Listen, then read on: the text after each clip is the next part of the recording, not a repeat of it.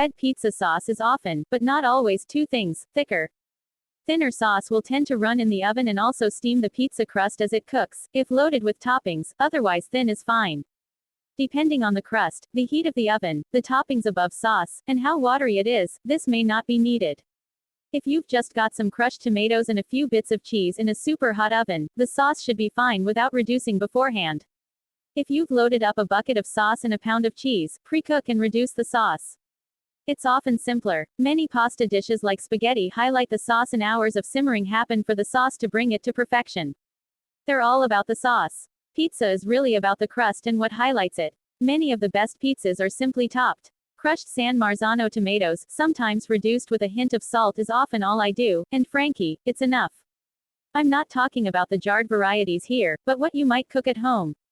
Jars in the store, the main difference is just how thick it is.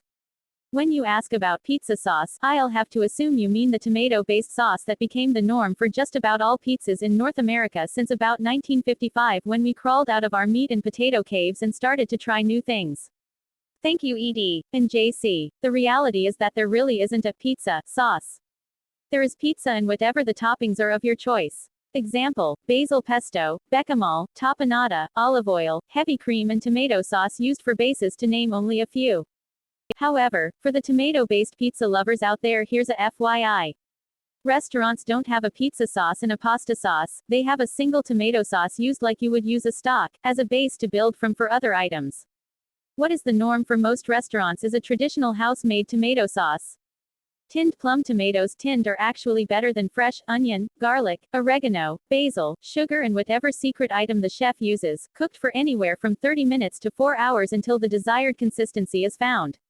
Typically it will be blended to make it smooth and easier to use in other dishes or as a possible base for pizza if required.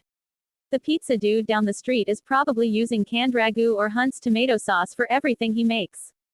The difference in the flavors, texture will be a function of what has been added to the dish and the cooking time, method.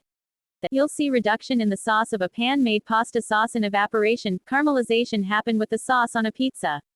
Both yield a difference in flavor and texture that will make you think they are two different sauces, which they are once you've added things to them, but both have started from the same batch of cooked tinned tomatoes. And so the veil has been lifted.